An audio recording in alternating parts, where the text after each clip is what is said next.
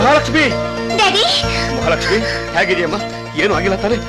ಇವತ್ತು ನನ್ನ ಮಾನ ಪ್ರಾಣ ಎರಡು ಇವರಿಂದ ಉಳಿತು. ಅವತ್ತು ಎಕ್ಸಿಬಿಷನ್ ನನ್ನ ಜೊತೆ ಗಲಾಟೆ ಮಾಡ್ತಾರೆ ಅಂತ ಹೇಳಿದ್ನಲ್ಲ ಡ್ಯಾಡಿ, ಇವತ್ತು ಕೂಡ ಅಟ್ಯಾಕ್ ಮಾಡಿದ್ರು.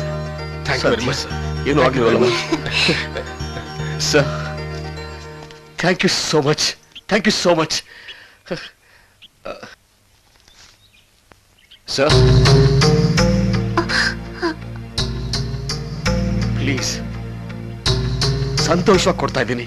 ನನ್ನ ಮಗಳು ಪ್ರಾಣ ಕಾಪಾಡಿದ್ದೀರಾ, ದಯವಿಟ್ಟು ಬೇಡ ಅನ್ಬೇಡಿ, ತಗೊಳ್ಳಿ ಪ್ಲೀಸ್ ಸರ್.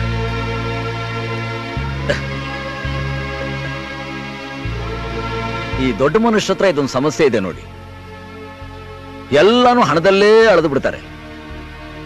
ವ್ಯವಹಾರ ಅನ್ನೋದು ಎಲ್ಲ ಸಂದರ್ಭದಲ್ಲೂ ಉಪಯೋಗ ಬರೋದಿಲ್ಲ. ವ್ಯವಹಾರದ ಜೊತೆ ವಿಶ್ವಾಸ ಅನ್ನೋದು ಒಂದಿರುತ್ತೆ. ನಿಮ್ ಮಗಳ ಪ್ರಾಣ ಕಾಪಾಡದೆ ಅಂತ ಹಣ ಕೊಡ್ತೀರಾ? ಕೊಡೋಕ್ ಬಂದ್ರೆ ನಿಮ್ ಮಗಳ ಪ್ರಾಣದ ಬೆಲೆ ಇಷ್ಟೇನಾ ಅಂತ ನಾನು ನಿಮ್ಮನ್ನು ಕೇಳಬೇಕಾಗತ್ತೆ.